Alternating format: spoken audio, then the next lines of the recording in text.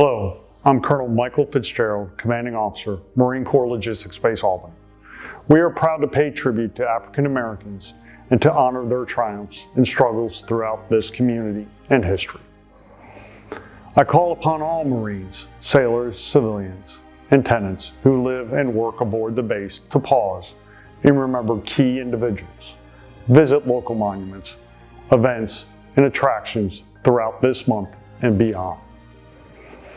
The Marine Corps is steeped in history, so I must pay tribute to the first African American Marines who enlisted in August 1942. 2 years ago, we lost one of these great men from right here in Albany, Georgia, retired Master Sergeant Henry Jackson, one of the original Montford Point Marines. Dr. Martin Luther King Jr. summed it up with these words: "The time is always right to do what is right."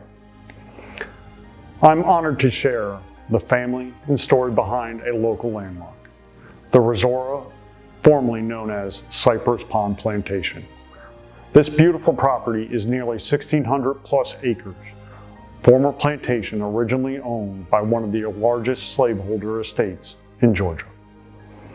The plantation, purchased by New Communities Land Trust in 2011 by founding members, including Charles and Shirley Sherrod, is historically significant and is now used to promote racial reconciliation and healing in Southwest Georgia. I'm honored to introduce Ms. Shirley Sherrod to tell you more about the history of this vision and this landmark, summed up in 3 words: preserve, farm, and culture. So I'm from Baker County, Georgia. Baker County, Newton, Georgia. I lived out in the country though on a farm and did that back-breaking work, picking cotton on the farm and dreaming and planning for the day when I graduated from high school to go off to college so I could leave the farm and agriculture forever. But during my senior year of high school, near graduation in March, my father was murdered by a white farmer who was not prosecuted. As the oldest, I felt I just needed to do something. I had not shared with my parents that I did not intend to live my life in Baker County and definitely not in the South one, because I needed to come up with a plan. And I can remember as I sat there praying and asking God to help me figure out what I could do, the thought entered my head that you can give up your dreams of living your life in the North. You can stay in the South and devote your life to working for change. During the Civil Rights Movement, my husband, Charles Sherrod, was one of the founding members of the Student Nonviolent Coordinating Committee, SNCC. He came here as the first field secretary for SNCC and was instrumental in organizing the Albany movement and the movements throughout the Southwest Georgia area. That's how I met him in Baker County after the murder of my father. He came into Baker County and helped us to start the Baker County movement. So when you're getting people to register to vote, when you are organizing people to fight the segregated system that we lived in, if you're not living on your own property, then you're at risk for being asked to leave. And that's how we came up with the idea of trying to build our own community. Resora actually got its start during the Civil Rights Movement as we were working to help people exercise their rights to register to vote or have their children integrate schools. Many of them would be kicked off the land owned by white farmers.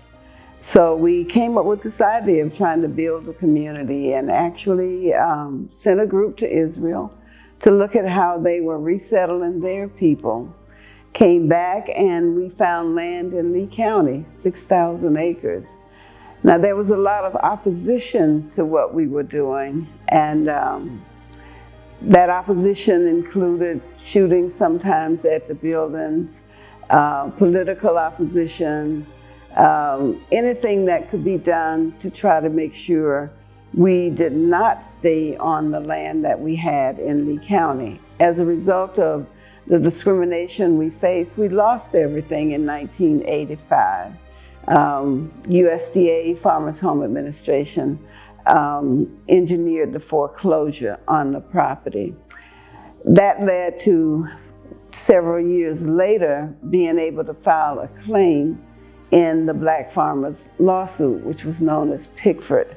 New Communities actually received the largest payout in the Pickford case, which gave us money to be able to look for more land, to start the work we wanted to do, we were trying to do from 1969 all over again. We found this place. We didn't know it was on the market. One young man who grew up on the land in Lee County worked for FedEx and found that this Cypress Pond plantation was up for sale. It all happened around the time we had received the money from the lawsuit. The previous owner had passed. When he passed in 2008, they put the Cypress Pond plantation, which is 1,638 acres, on the market at $21 million.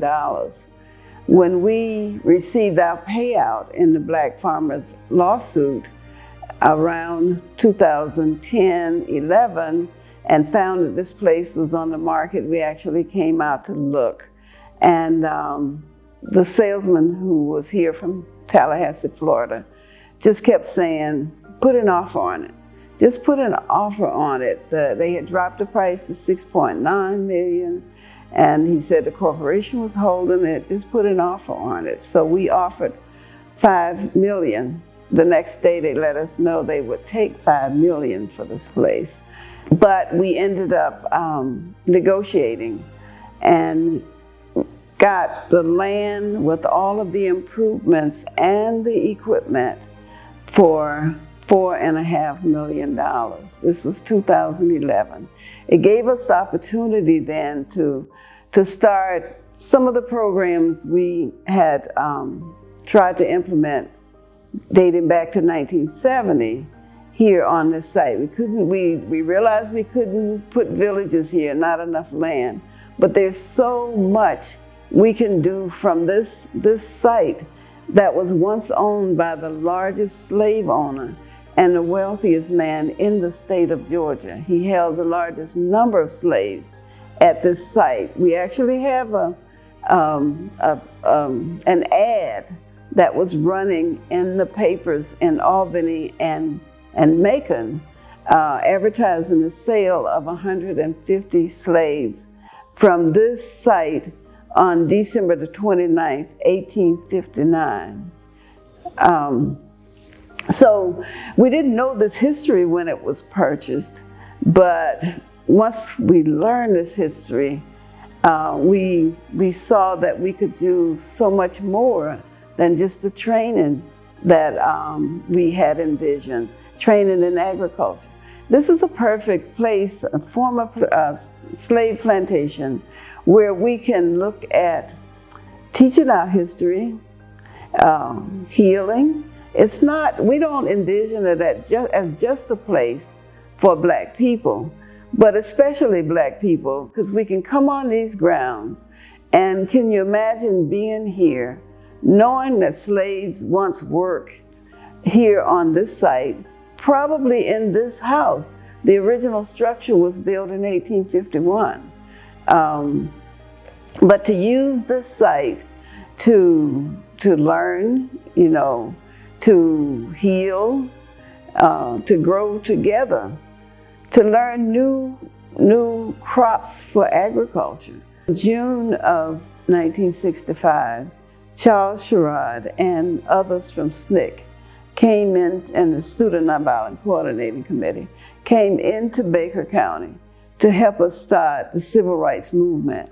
And when I attended my first mass meeting, I knew then, I can remember being in the church just crying as freedom songs were being sung, because I knew this was a way I could live true to the commitment I made. So my work started with the Baker County movement, if you're going to organize in rural areas, who else are you going to work with other than farmers and landowners? There's so much work. That's when I really saw the value of the land that my foreparents worked so hard to get.